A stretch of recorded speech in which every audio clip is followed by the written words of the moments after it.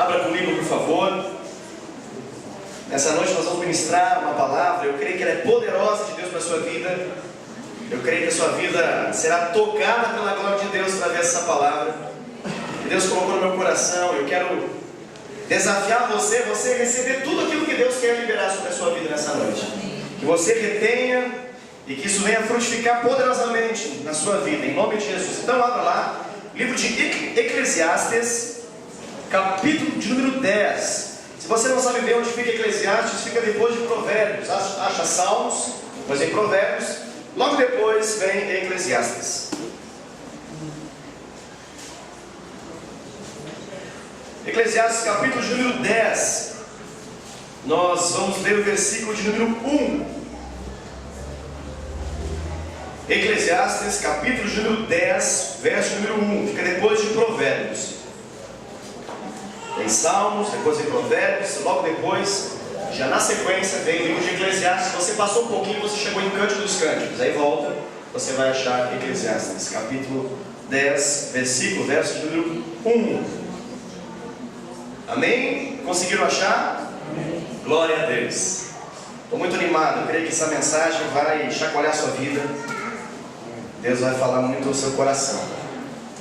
Muito bem, então eu passo a fazer a leitura. Diz assim a palavra de Deus: qual mosca morta faz o unguento do perfumador exalar mau cheiro?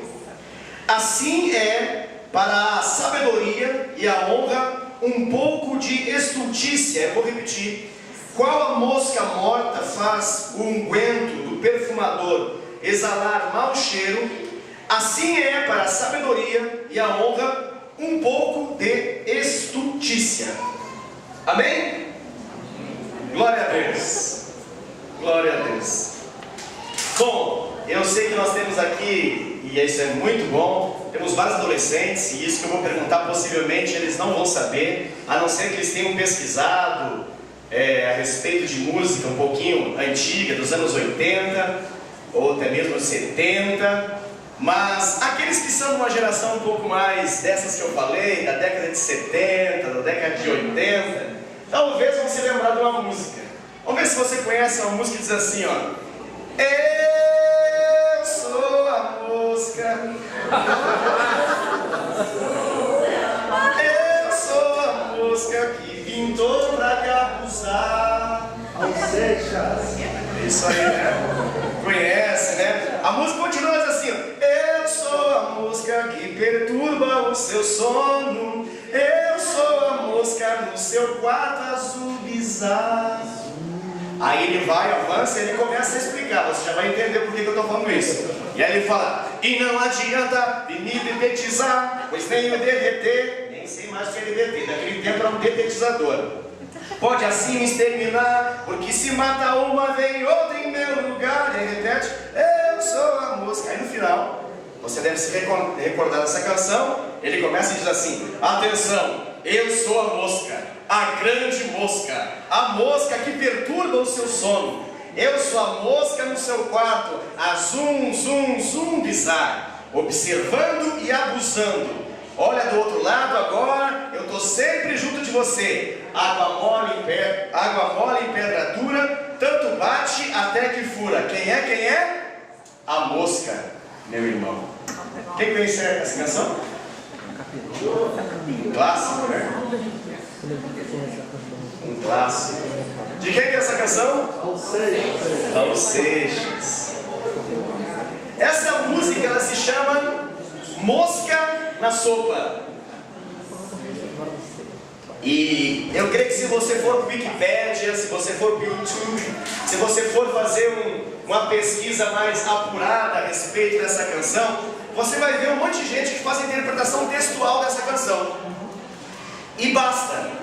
As pessoas fazem a interpretação textual e fazem uma análise sociopolítica a partir dessa canção. Porque eles julgam, e apenas essa parte, né, essa expressão musical, eles julgam que essa canção ela é uma metáfora, e essa metáfora na verdade é uma metáfora contra a ditadura.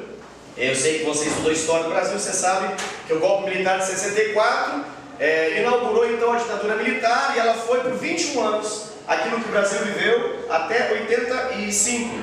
E essa realidade de ditadura fazia com que muitas coisas não pudessem ser vividas e muitas expressões artísticas não pudessem ser manifestadas. Então existia um regime de controle, existia uma censura. Então quando as pessoas fazem uma análise textual dessa música, dessa canção, rapidamente mencionam o seguinte: olha, é fácil identificar a mosca que perturba o sono, a mosca que ela fica zumbiando, como é que é? Zumbizando, né? A expressão que ele usa, ela na verdade é o povo. É o povo que teima em fazer isso. E como a água que vai batendo até que fura, ele está tentando mencionar que o povo, de tanto questionar esse sistema, uma hora vai acabar por derrubá-lo. E a sopa, no caso ali, a perturbada da sopa pela mosca é a sociedade ditatorial daquela época, uma época que já não existe mais, e talvez você nem saiba direito do que a gente está falando. Mas a canção diz o seguinte: olha, não adianta, mesmo que me matem, ainda assim viram outras moscas e continuarão a fazer isso, né? A perturbar. Na verdade, eu quero fazer uma outra análise, que talvez poucas pessoas fazem. Essa você não vai achar no Wikipedia, tá? Essa você não vai achar no YouTube, essa você não vai achar em nenhum desses sistemas de pesquisa ou sites de pesquisa de uma análise textual dessa canção. Eu quero fazer uma análise espiritual dessa canção. E por que, pastor, que você quer fazer isso, se na verdade talvez a música só tenha isso a dizer? Porque eu sei que Raul Seixas não queria dizer apenas uma coisa. E o Raul Seixas, ele era uma mente muito sagaz e capaz de ser muito dúbio naquilo que falava. Ele tinha intencionalmente essa maneira de fazer as coisas. Raul Seixas já morreu, você sabe disso. Mas o Raul Seixas, esse ícone que o Brasil teve nessas décadas de 70, começo de 80, fez bastante sucesso, você sabe, eu creio que você deve saber disso. Ele fez uma parceria com um homem que ainda existe, muito famoso, milionário, na verdade multimilionário, que é talvez um dos homens que mais vende livros no mundo inteiro. Os livros dele entram em todos os mundos fechados desse mundo que nós conhecemos. O nome dele é Paulo Coelho. Então o Raul Seixas, juntamente com o Paulo Coelho, firmaram uma amizade. E dessa amizade firmaram uma parceria de composição musical. E quando você conhece um pouco da história desses dois personagens que eu estou falando, você sabe que eles eram satanistas. E você sabe que eles eram ocultistas. E quando você estuda a história, você vai perceber que na verdade um deles era da Grande Ordem Cavernista, negócio cavernoso mesmo, e o outro era da Sociedade da Besta de Apocalipse. Olha só, que coisa interessante. Eram duas sociedades secretas que cada um, quando veio a firmar essa parceria, cada um deles tinha essa realidade. Mas quando eles se uniram, eles maximizaram o poder que foi dado a eles. E na verdade não eles fizeram isso, mas Satanás conseguiu maximizar a expressão de cada um. E dessa união eles fizeram a Sociedade Alternativa. Exatamente, vocês estão por dentro, irmãos. Vocês conhecem. Dá para saber de onde Jesus tirou cada um agora, né? Aleluia. É nessas horas que a gente vê onde Jesus foi. Foi longe que nós temos. Essa foi boa. O que era essa sociedade alternativa? Bom, o nome está dizendo, se você perguntar na rua, e é interessante que pessoas fazem isso. Pessoas, só para experimentar o povo, perguntam: o que é sociedade alternativa? Aí os jovens respondem: está na cara, a sociedade alternativa é uma alternativa para a sociedade atual. Então é isso, é uma quebra do sistema atual. E quando você faz uma análise sociopolítica, é claro, é isso mesmo. Porque vivia um sistema ditatorial, uma ditadura, e a ideia era um modelo novo, que pudesse liberá-los dessa realidade. Mas não era isso apenas a sociedade alternativa. Essa sociedade alternativa, na verdade, ela foi composta, e a fonte dela é de um camarada, um inglês do século XX, talvez o homem mais endemoniado do século XX, o maior bruxo do século XX que o mundo conheceu, um cara chamado Aleister Crowley. Esse camarada, ele criou aquilo que na verdade veio a dar a ideia para essa sociedade alternativa. E o que era essa ideia de uma sociedade alternativa? Se você, por exemplo, ouvir essa canção, você pode fazer isso quando você chegar em casa, no YouTube, e você vai ver essa canção do Viva viva. No final, o Raul Seixas, ele explica explicitamente o que é essa sociedade alternativa. E ele declara, ele fala os nomes, ele menciona, por exemplo, de uma lei. Ele chama Viva a Lei de Telemann! Essa lei de Telemann é um nome grego para lei da vontade. Por quê? Porque esse camarada que eu acabei de falar esse inglês, ele pensava o seguinte, a filosofia dele é: o homem deve fazer o que quiser, o homem pode todas as coisas, essa é a lei da vontade. Viva a ideologia hedonista, viva a ideologia de que o homem faça da sua vida o que bem entender. Essa era a filosofia desse cara. Mas a música consegue muito mais forte que a filosofia é capaz, muitas vezes. Então, quando a música de Raul Seixas, juntamente com o Paulo Coelho, incorporaram essa ideia e jogaram para frente, isso proliferou. E talvez alguns analistas falam assim: ah, não deu certo, tadinho do Raul Seixas, morreu sem ver a sociedade alternativa de pé. Mais ou menos. Muito do que nós temos hoje, queridos, muito do que nós temos hoje no nosso mundo atual, na sociedade brasileira, é a realidade da lei da vontade, em que imperou, em que o homem faz o que quer, em que basta ser feliz, você pode fazer da sua vida. Na música, o Marcelo talvez, o especialista de Raul Seixas, pode me ajudar, mas na música ele fala: se você quiser, como é que é? Tomar banho de chapéu.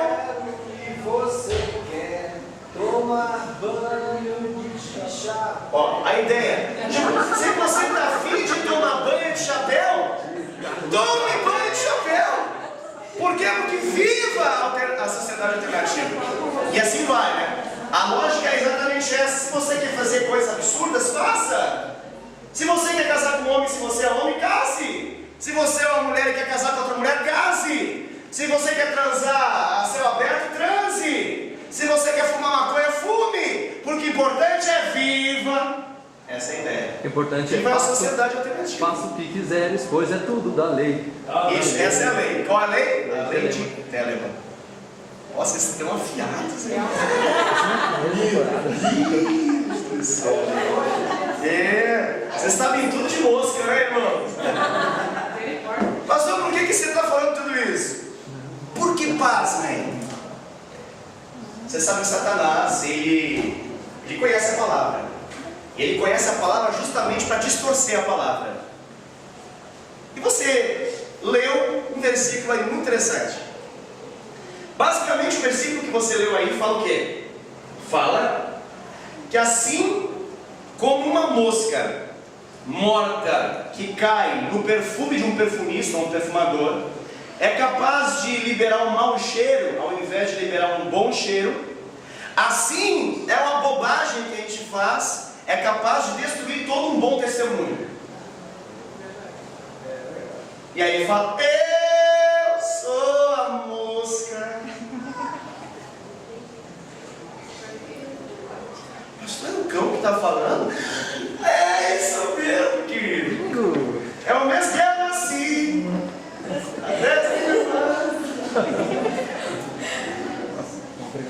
Mas dá para entender, o bom endemoniado era Raul Seixas, né?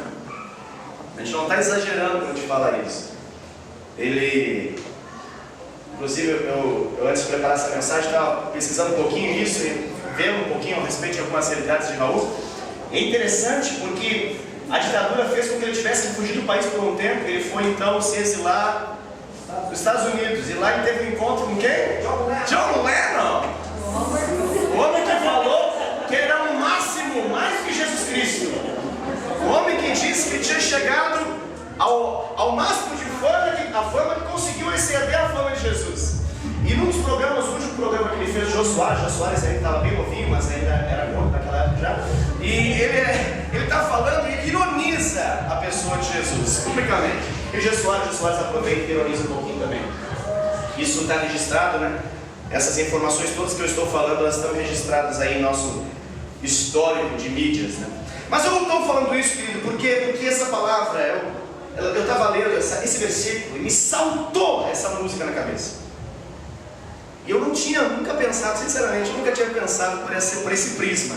Realmente eu estava convencido que era uma música contra a cultura, uma maneira de falar aquilo que os demais não poderiam falar, os educadores na época não poderiam falar, os políticos não podiam falar, as pessoas não podiam falar, os exilados não podiam falar, mas a música tinha uma certa liberdade. muitos discos dele foram proibidos, mas ele conseguiu falar muitas coisas, e uma que sobreviveu foi essa, e uma que se instalou na mente das pessoas foi essa. Mas na verdade, a ideia de Raul Seixas era uma deturpação do cristianismo. A ideia dele era destruir os valores cristãos.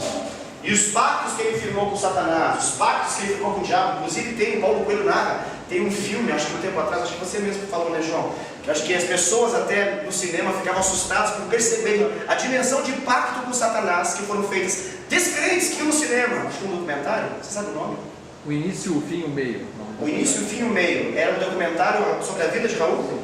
E aí o Paulo Coelho abre a caixa da Pandora e ele explica a realidade do que acontecia. E as pessoas de fato, muitas que não sabiam de fato, que achavam que eram só os crentes que diziam que existia uma realidade espiritual por trás de tudo aquilo, elas vêm descobrir, muitos anos talvez depois, a dimensão de poder demoníaco que existia por meio das suas canções e a formação de opinião que existiu e veio até os nossos dias de hoje. E eu falo tudo isso, querido, porque de algum modo eu quero nessa noite dizer, em nome de Jesus, que até o final, apesar de que a imagem não ajudou muito, a moça ela está ali dentro de uma sopa, mas a ideia é que você possa enxotar essa mosca da sua vida e que você possa proteger a unção de Deus na sua vida.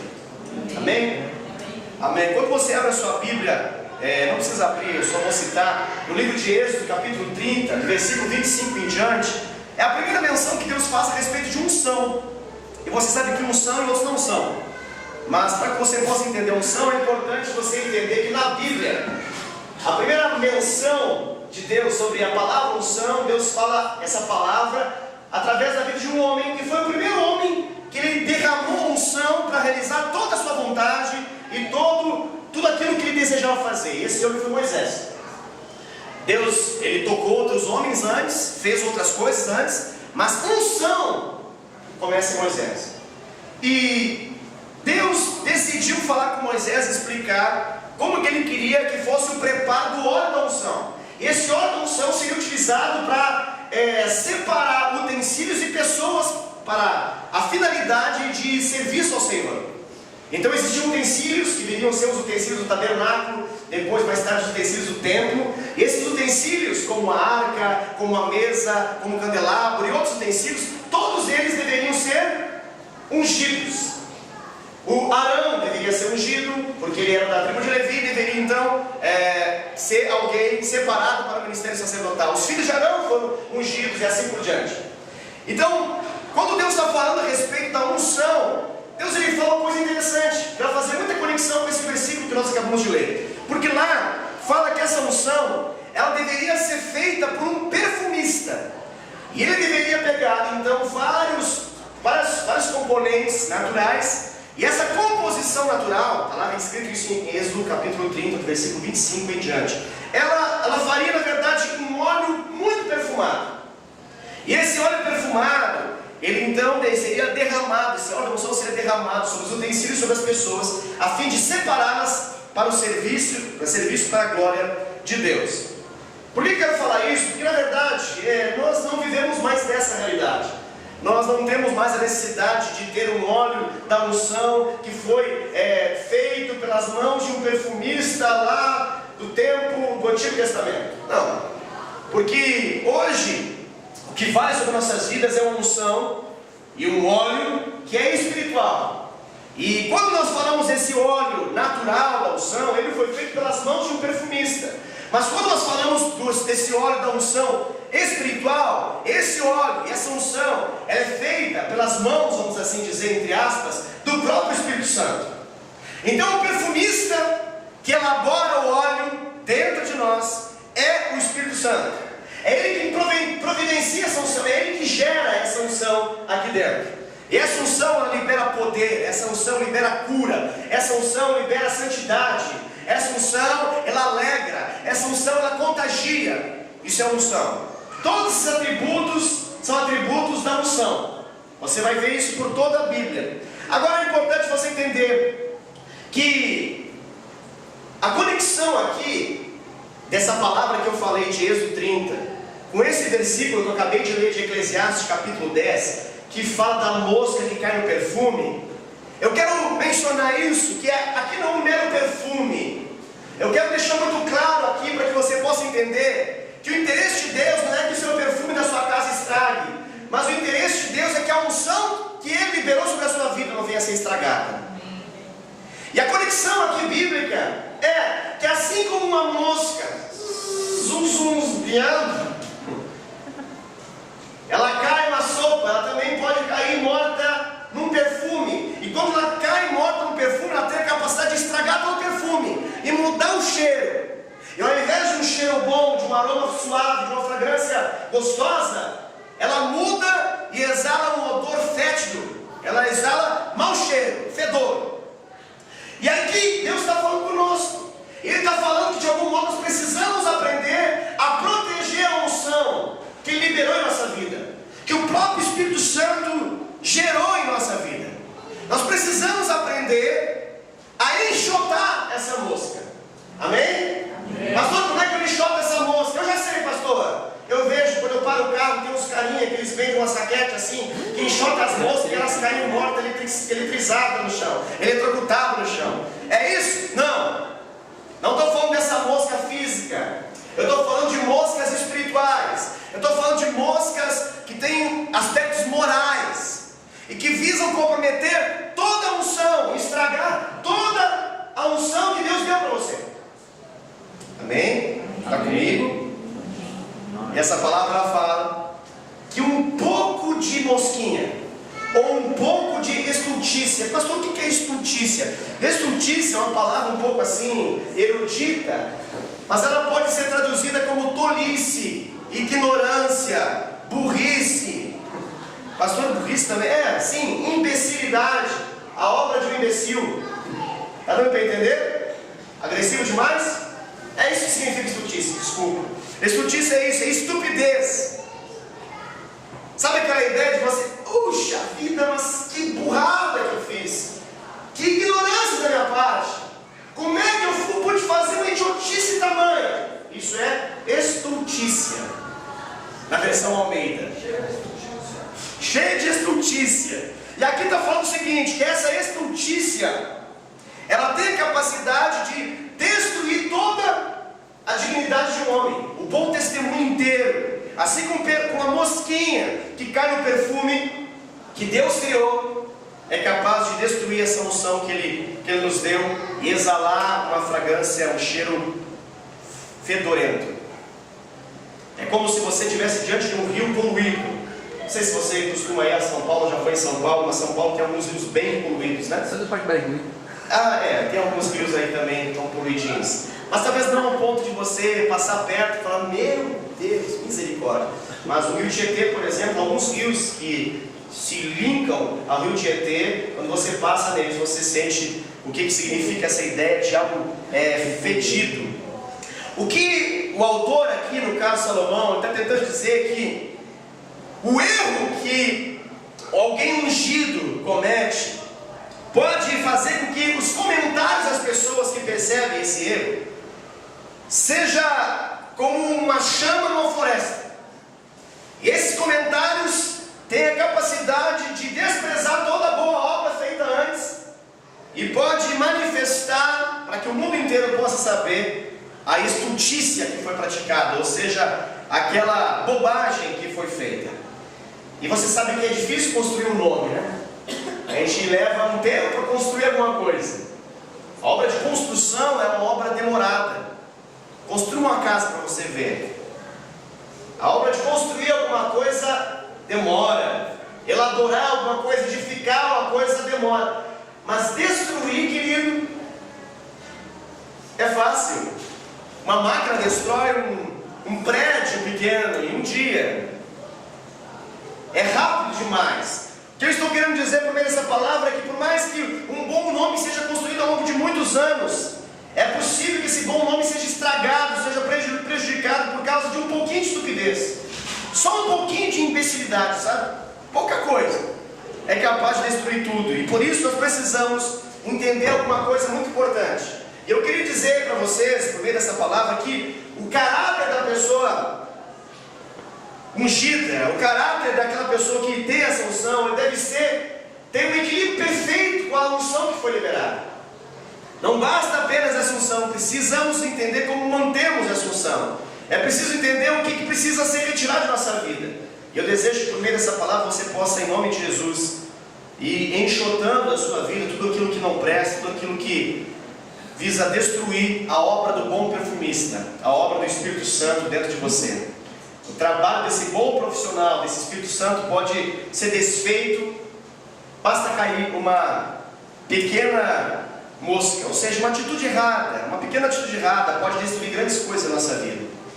E é interessante você entender essa palavra que a comparação é muito interessante, porque a comparação é que uma coisa tão pequena como uma mosquinha cai em algo grande e maior e tem a capacidade de destruir o maior.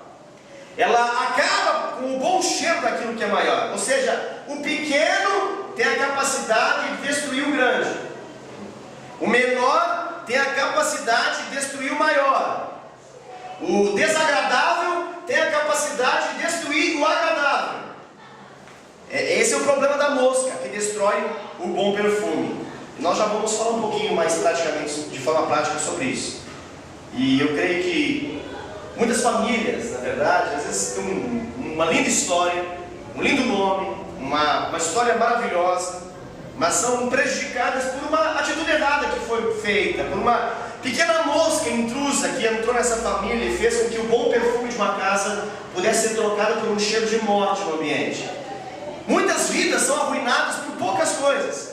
Às vezes são coisas de 5 minutos, coisas rápidas, pequenas, que aparentemente não dariam nenhum dano, mas acabam por destruir todo o perfume do jarro, o perfume da bacia, do balde, do recipiente, e acabam com toda a beleza de uma vida. Pastor, me conta um pouco como é que funciona isso na prática. Eu vou contar para vocês através de 3 histórias, e com elas eu quero falar de 3 áreas de risco na vida de um homem e de uma mulher de Deus. 3 áreas que nós temos que ficar muito atentos e que nós precisamos vigiar. E quando eu falo de áreas de risco, eu estou querendo dizer que todos os demais pecados que nós conhecemos, de algum modo, estão relacionados a uma dessas 3 áreas. Essas 3 áreas de risco na vida de um homem e de uma mulher são dinheiro, sexo e ego. Dinheiro, sexo e ego. E para contar um pouquinho dessa história, eu queria narrar a vida de algumas pessoas que caíram em função de dinheiro, de sexo e de ego. Para falar da queda de dinheiro, quero falar a respeito da vida de Ananias e Safira. E essa história você não precisa abrir, para nós podermos ganhar tempo. Ela está narrada lá em Atos, capítulo 5, do versículo 1 até o versículo 11. E lá ela fala desse casal, que era um casal abençoado, um casal ungido, um casal que estava vivendo um avivamento, um casal que estava vivendo debaixo de um mover fantástico de Deus, um casal que foi tocado pela glória de Deus, um casal que estava junto quando Deus estava manifestando as suas bênçãos, no meio do crescimento da igreja. Esse casal aqui, Ananias e Safira, viveu os tempos da primeira igreja, da igreja primitiva, do primeiro século. E esse casal, um casal fantástico, um dia, na sua casa, decidiram, talvez no seu quarto, que eles reteriam parte do valor de uma oferta, que eles haviam determinado previamente no coração, de dar a Deus, de ofertar ao Senhor. Eles haviam pensado e chegado à seguinte decisão, que eles deveriam ofertar, e essa oferta seria a venda de uma propriedade. Eles deveriam pegar esse dinheiro e ofertar a totalidade da venda dessa propriedade. Mas, entre esse momento e dar a oferta aos pés dos apóstolos, diz a palavra de Deus, que eles fizeram um acordo, e ao invés de dar totalmente, integralmente valor, eles retiveram com eles ficaram com uma parte dessa oferta, achando que, como ninguém sabia disso, ninguém estava ali presenciando esse acordo, ninguém saberia desse tratado. Mas o que aconteceu? Diz a Bíblia que quando eles foram até Pedro, o apóstolo Pedro, cheio da unção do Espírito Santo, desmascarou Ananias e depois desmascarou a Safira. E a Bíblia fala que eles, diante do juízo de Deus, caíram mortos aos pés dos apóstolos. Tamanha foi o pecado contra o Espírito Santo. Motivo do pecado? Dinheiro. Motivo do pecado contra o Espírito Santo e contra a vontade de Deus? Dinheiro. A palavra de Deus em 1 Timóteo capítulo 6, versículo 10, você não precisa abrir, Diz assim a palavra de Deus: porque o amor ao dinheiro é a raiz de todos os males. E alguns nessa cobiça se desviaram da fé e assim mesmo se atormentaram com muitas dores.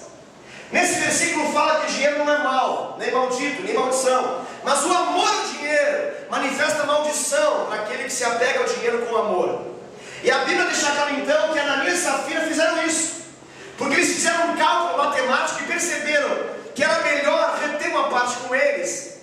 E ao invés de ter dado aquilo que Deus colocou no coração, eles não deram, retiveram. E o que resultou foi morte. Por quê, pastor?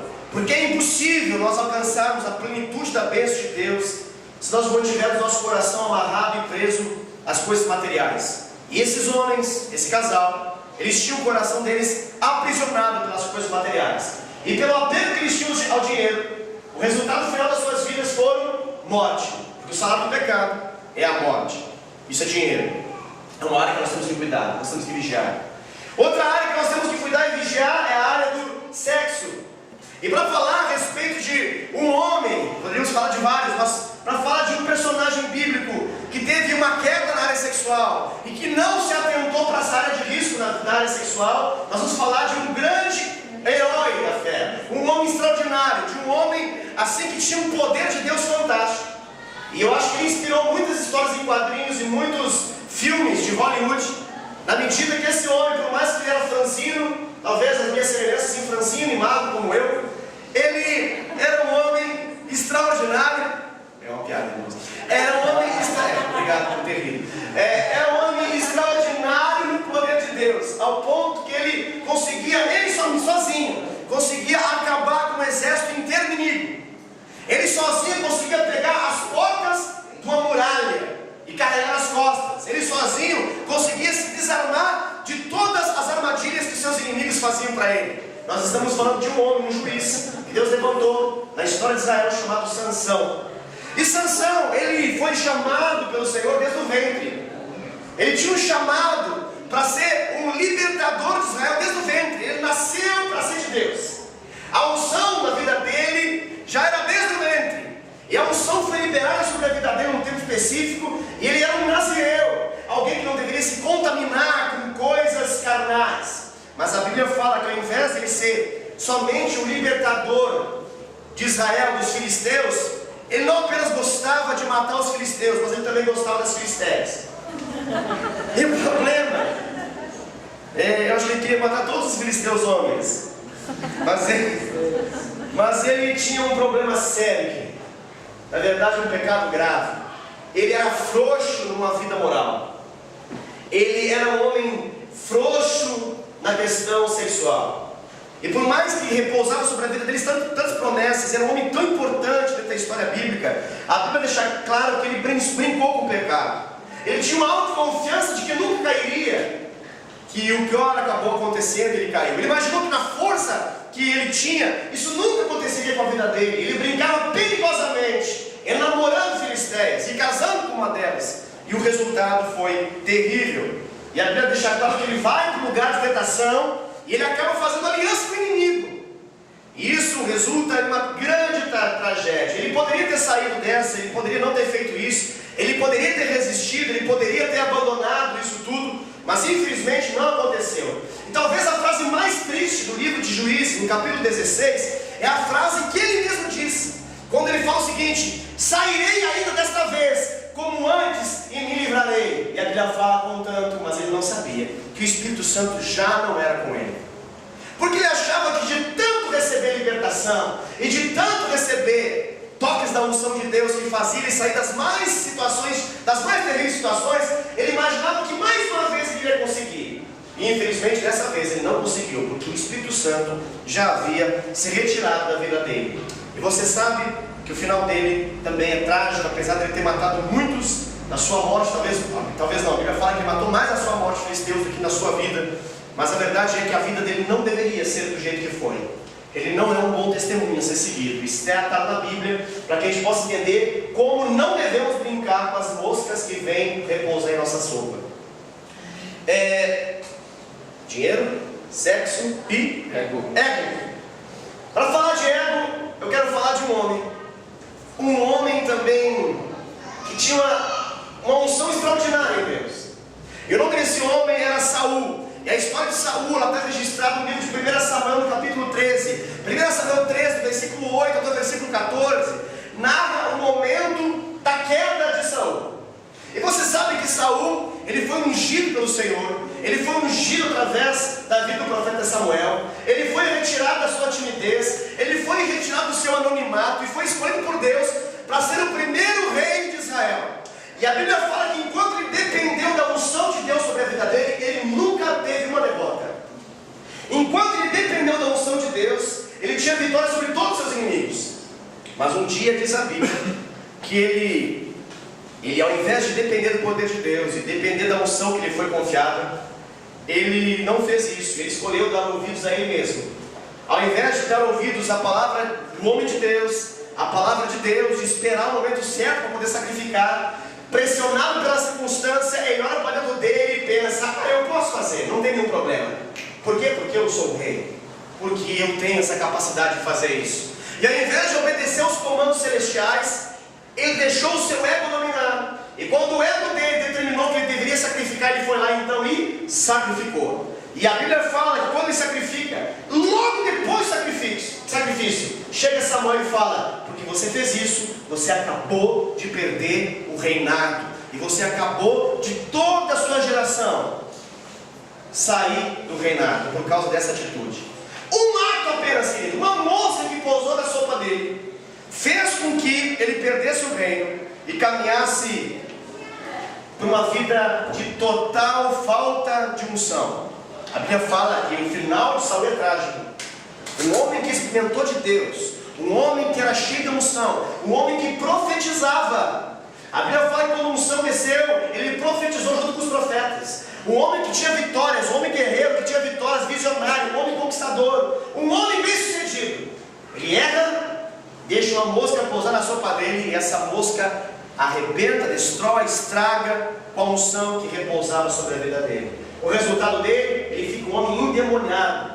E quando Deus levanta Davi vai servir para acalmar a fúria dos demônios da vida desse cara. Tamanha era a tristeza. No final dele, ele vai consultar médium, ele vira um momento espírita na vida dele. Ele vai para obras mediúnicas, vira espírita catecista. A mediunidade naquela época já existia. Você achava que era um Kardec, ele veio depois? Não, já estava lá. E ele então dá total vazão para a obra do diabo na vida dele. E o final dele é trágico.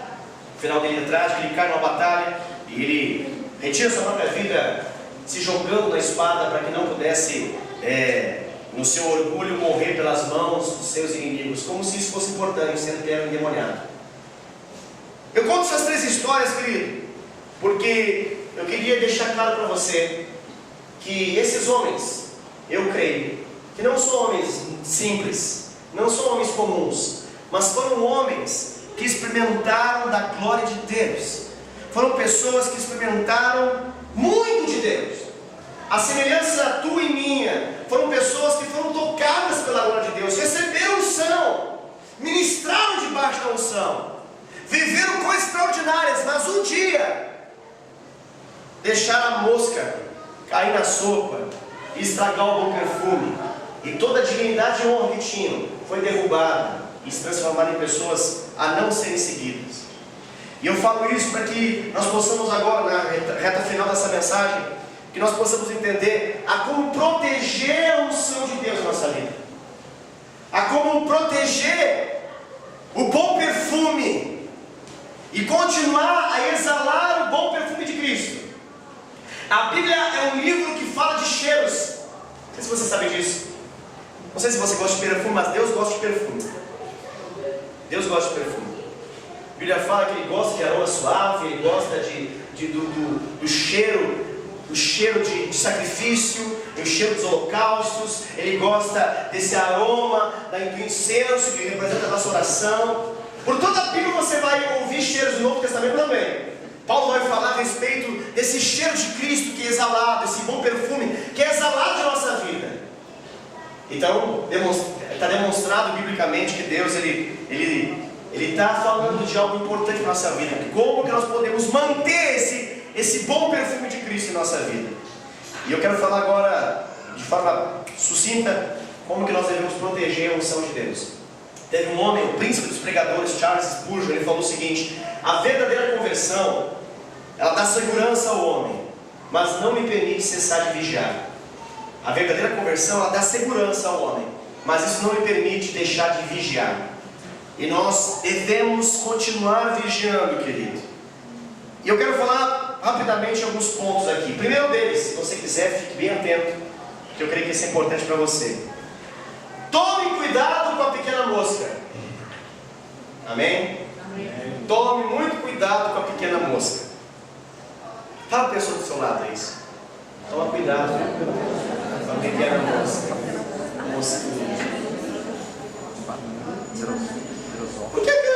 Por que isso, pastor? O que você quer dizer? Olha, quem é que dá atenção para a mosca morta, né? Se um cavalo estiver morto, você dá atenção, querido? Cavalo é coisa grande. Se uma vaca estiver morta na estrada, um cachorro morre no seu pátio, periquito, papagaio cai na gaiola morto. Mas mosca é coisa que se preze para a gente dar atenção. Aqui a ideia é justamente essa, querido. Na pequenez da mosca, nossos olhos não ficam muito atentos a ela. E por não prestarmos atenção nesse tamanho da mosca, achamos que ela é tão desprezível ao ponto que nada pode acontecer. E Deus está falando que uma pequena mosca estraga a unção. Assim como uma pequena atitude errada em nossa vida tem a capacidade de comprometer toda a história de Deus na nossa vida e estragar por completo. E Deus está falando que as pequenas coisas, elas podem causar grandes efeitos em nossa vida. Detalhes são importantes para Deus. E a pessoa, ela pode ter uma vida inteira de bom testemunho, mas uma pequena insensatez pode arruinar isso. 5 minutos de tolice, querido, 5 minutos de tolice são suficientes para destruir uma história. Casamentos são destruídos por 5 minutos de prostituição. Jovens se arrependem por toda uma vida por 5 minutos de tolice, de insensatez. Por isso, meu amado irmão, em nome de Jesus, eu queria dizer para você: cuidado com as pequenas coisas. Cuidado com as pequenas coisas que você lê. Cuidado com as pequenas coisas que você fala. Cuidado com as pequenas conversas que você tem. Cuidado com algumas certas amizades que parecem tão pequenas, que não são tão importantes e que deveriam ser cortadas da sua vida e que você não corta. Cuidado com o poder dessas pequenas coisas na sua vida, que talvez você não consiga achar que tem a capacidade de estragar muita coisa. Mas repito, pequenas coisas, pequenas causas podem trazer grandes efeitos. Pequenas causas podem deteriorar casamento, pode deteriorar uma família, pode deteriorar uma igreja, pode deteriorar um ministério. Por quê? Porque o mal, querido, grave isso, é importante. O mal não deve ser tratado pelo tamanho, mas o mal deve ser tratado pela sua natureza. Vou repetir, porque isso é uma frase que a gente tem que pensar. É tipo frase de Facebook, a gente tem que... Vou dizer de novo. O mal não deve ser tratado pelo seu tamanho, e sim pela sua natureza. O mal é mal, e nunca vai ser bom. É lógico isso, pastor. Por que você está falando isso? Porque às vezes a gente tem a ideia de que o mal é o grave, é o grande, é o grosseiro, e nós ficamos desatentos no pequeno mal, e achamos que o pequeno mal não tem a capacidade de destruir tudo de bom que existe. Por isso eu repito, o mal não deve ser tratado pelo tamanho. Olha o tamanho da mosquinha, pequenininha. O mal não deve ser tratado pelo seu tamanho, sim pela sua natureza. Um vírus, querido, um vírus, ele não mata porque ele é grande. Ele mata porque ele tem um poder destrutivo dentro dele que é capaz de matar todo organismo que ele se aloja. Quando você vai ver um vírus, você pode ver um vírus, você sabe disso? Você tem que ir para onde para ver um vírus?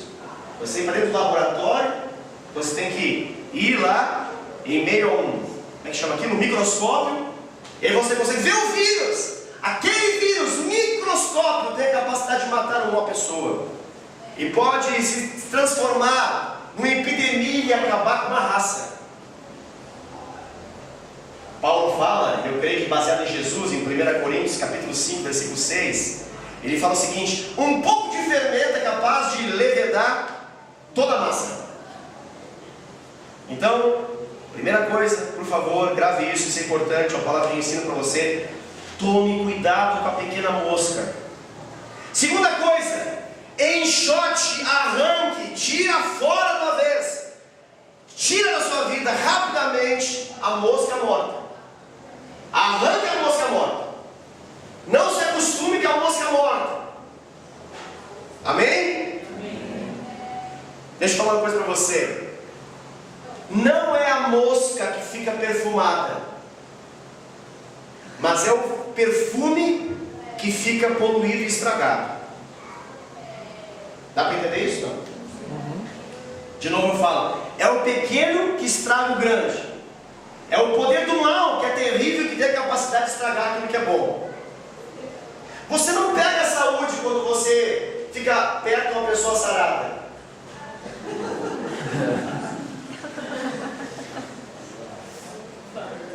Mas se você se aproximar de uma pessoa, você pega.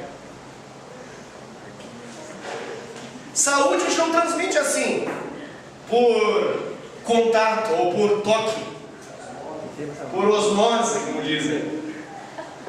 Mas doença se transmite, querido. O que Deus está falando é isso. Não despreze o poder dessa pequena coisa morta na sua vida. Por mais pequena que seja, ela tem a capacidade de estragar tudo que é bom. Olha o princípio bíblico. Eu vou ler rapidamente para que você preste atenção. Em Ageu capítulo 2, versículo 11 e 12 diz assim: assim diz o Senhor dos Exércitos: faça aos sacerdotes a seguinte pergunta sobre a lei. Se alguém levar uma carne consagrada na borda de suas vestes, com ela tocar num pão, ou em algo cozido, ou em um vinho, ou em um azeite, ou em qualquer outra comida, isso vai ficar consagrado? Resposta dos sacerdotes: não. Ah, tá, então tá bom. E se alguém ficar impuro por tocar num cadáver, e depois em tocar em alguma dessas coisas, ela ficará, e tocar em outra coisa, ela ficará impura? Eles responderam: sim. Não entendi, pastor. Você precisa ter a clareza de que o mal, ele tem a capacidade de transmitir, de se proliferar naquilo que é bom. Ou seja, tocou em alguma coisa que não presta, fica imprestável. Essa é a influência do que não presta sobre aquilo que presta. Por isso que a Bíblia fala que nós temos que fugir do quê? Olha o detalhe, é da aparência do mal. A aparência. Eu não sei se é mal. Não sabe? Então fuja. Mas eu não estou com certeza que é mal. É justamente essa aparência. Está parecendo, eu não sei. Não tenho certeza. É mal, pastor? Se está parecendo que é mal, sai correndo. Esse é o princípio bíblico. Fuja do mal, fuja do erro, fuja do pecado. Pastor, mas eu vou ser covarde se eu fugir? Não. Você vai ser vitorioso se você fugir. Nesse caso, o vitorioso é aquele que dá no pé, sai correndo, pica a mula dentro do cabelo. Amém? Então, cuidado com essa frase: ah, mas isso não tem importância. Cuidado com a outra frase que diz assim: ah, mas eu sei dos meus limites. Eu sei até onde eu posso ir. Todas as pessoas que um dia caíram, elas sabiam os limites das suas forças. Todas as pessoas que caíram, elas sabiam até onde elas poderiam ir. Elas sabiam até onde elas poderiam ir, elas sabiam que elas poderiam resistir, mas acabaram não resistindo. Então, queridos, não brinque com o pecado. Muitos de nós, talvez, tenhamos em nossa vida algumas áreas de risco. Dinheiro, sexo, ego, não sei qual delas na sua vida. E às vezes nós ficamos protelando o corte. Por isso que eu falo: enxota essa mosca. Quando você sai daqui, Satanás. Assim, pastor, é proibido você ouvir a mosca e o zumbiar dela, em nome de Jesus. Por quê, pastor? Porque ela não estraga a unção de Deus sobre a sua vida. Relacionamentos errados que não são retirados comprometem toda uma história. atitudes e práticas erradas, por mais pequenas e não visíveis aos olhos dos homens, se são mantidas em nossa vida no secreto, elas são como erva daninha, e um dia são capazes de destruir tudo que é bonito e belo. Então, tire da sua vida isso, querido. Lembre-se, nenhum de nós é tão forte quanto pensa. Amém ou não amém? Amém. Amém. Por isso eu vou voltar a dizer, cuidado com o que você lê, cuidado com o lugar onde você navega na internet, cuidado com os seus próprios pensamentos, cuidado com as suas más companhias, cuidado com as pequenas coisas que podem estragar toda a sua vida, cuidado. 1 Coríntios capítulo 15, versículo 33 fala o seguinte: não vos enganeis, as más conversações ou as más companhias, elas corrompem todos os bons costumes. Daí que vem aquela frase da nossa bisavó, que falava assim, né? Diga-me com quem andas, e eu te direi quem você é. Por quê, pastor? Porque uma mosca morta tem a capacidade de estragar todo o unguento, todo o perfume que o perfumista chamado Espírito Santo elaborou dentro da sua vida. Último ponto, para finalizar: mantenha a sua vida quente. Dá um aleluia em nome de Jesus. Mantenha a sua vida quente no fogo do Espírito. Amém. A sopa tem que estar quente, querido, porque mosca não é atrevida ao ponto de ser tão burra que entra numa sopa quente. Mosca cai em sopa fria. Mosca pousa em fogão que não está em chamas. Enquanto você se mantém na frieza, querido, sabe que você vai ser alvo de mosca. Mas a mosca não é atrevida o suficiente para encostar numa panela quente. Ela não é atrevida o suficiente para encostar num crente cheio do Espírito Santo. Então, pastor, qual que é o segredo para que eu possa proteger a unção de Deus na minha vida e enxotar toda a mosca desavisada que por algum acaso se aproximar de mim zumbizando? O que eu tenho que fazer? Eu tenho que me encher do Espírito Santo. Seja cheio do Espírito Santo, querido. Como que eu faço isso? Através de uma consagração diária a Deus. E assim você persevera na unção de Deus na sua vida. E você não apenas mantém aquilo que Deus já te deu, mas você aumenta aquilo que Deus já te deu por meio da fé. E essa unção, ela pode ser crescente. Assim como a sua fé cresce, a unção de Deus sobre a sua vida, ela também, ela tende a manifestar mais poder, mais milagres, mais maravilhas, na medida que você aplica a fé para poder mantê-la. Tudo é uma questão de intimidade com o Espírito Santo, porque o Espírito Santo é a fonte de toda a unção, e Ele também é a fonte de toda a santidade. O Espírito Santo é a fonte de tudo que você precisa. Não há santidade sem o Espírito Santo. Qual é o nome do Espírito? Santo. Não se chama pombagira, Zé Pilinta, Zé Pequeno. Se chama Espírito Santo. E o Espírito Santo, ele gera santidade em nós. Amém? Somente o Espírito Santo pode gerar o fruto do Espírito Santo. Gálatas capítulo 5, versículo 22 e 23 fala isso. O fruto do Espírito Santo é amor, alegria, paz, longanimidade, benignidade, bondade, mansidão, domínio próprio, e assim por diante. Isso é o fruto do Espírito Santo. Isso manifesta frutos de santidade em nossa vida e através de nossa vida. Quanto mais intimidade você tiver com o Espírito Santo, querido, mais santidade você vai manifestar no seu dia a dia. Você precisa, eu preciso, nós precisamos investir nessa intimidade com o Espírito Santo. Quanto menos intimidade com o Espírito Santo, por mais que você queira não pecar, você vai acabar caindo em muitos pecados. Porque o que te mantém em vitória é a unção que está sobre a sua vida. E quando você despreza essa unção, você cai. Quando você preza essa unção, quando você gosta dessa unção, quando você admira essa unção, quando você honra essa unção, ela se manifesta com cada vez mais força sobre você. Então, Deus se revista do Espírito Santo todos os dias. Que não falte óleo sobre a sua cabeça, que não falte unção de Deus sobre a sua vida. E o diabo, ele pode até tentar, mas ele não vai conseguir entrar. Ele pode até tentar repousar, mas ele não vai conseguir, porque quando ele se aproximar de você, há um calor extravagante do fogo do Espírito da sua vida que impede essa impureza de se manifestar sobre esse perfume sagrado dentro de você. no Espírito. Viva no Espírito. Ore no Espírito e não dê vazão para a carne. O apóstolo Paulo deixa muito claro, existe uma batalha dentro de nós. Espírito e carne. Você quer andar na carne? É só não explorar a vida no Espírito. Você quer andar no Espírito? Você nunca vai dar vazão para a carne. Você não tem como andar na carne andando no Espírito. Você não tem como andar no Espírito andando na carne. Ou você anda no Espírito, ou você anda na carne. Isso é muito lógico. Mas não é apenas a lógica humana que precisa entender. Nós precisamos praticar isso. Quanto mais entrarmos em Deus, quanto mais mergulharmos nessa unção, quanto mais vivermos no Espírito, mais a carne vai deixar de operar em nossa vida.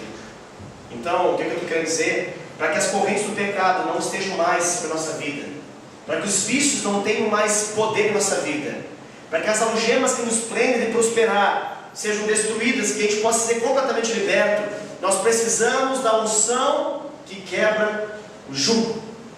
E essa unção é a unção do Espírito Santo. Aonde que está essa unção, pastor? Dentro de você. Dentro de você. Na medida que você entregou a vida para Jesus, ela está dentro de você. E você precisa valorizar e aprender a viver nela, para que cada vez mais ela se exteriorize do lado de fora, que ela se manifeste e que ela opere o desejo do coração do Pai na vida das pessoas que o servem. Amém? Amém. Então, show, mosca. Em nome de Jesus. Amém. Feche seus olhos, vamos orar.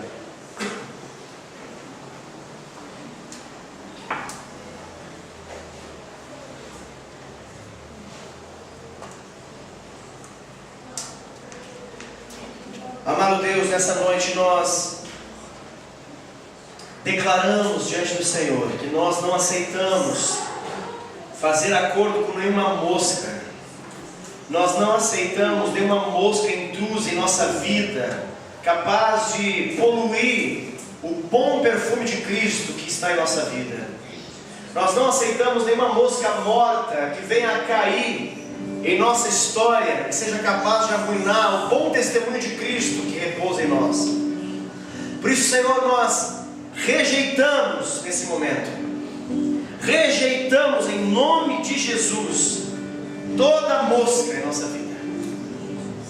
Nós entendemos no começo dessa ministração que esse negócio de mosca, Senhor, não é muito de Deus, não. Sempre que tem coisa morta, sempre que tem coisa estragada, sempre que tem coisa fedida, mosca se aproxima. Senhor Deus, mosca não é para nós, não, Senhor. Nós não queremos permitir isso em nome de Jesus. Por isso nós clamamos, Espírito Santo, manifeste cada vez mais quem Tu és, em nós e através de nós. Glorifica o nome de Jesus, Espírito Santo. Espírito Santo, nós Te queremos mais e mais. Enche a nossa vida. Glorifica o Teu nome, Senhor. Glorifica o Teu nome, Senhor. Em nome de Jesus, Senhor. Em nome de Jesus, fique de pé, querido.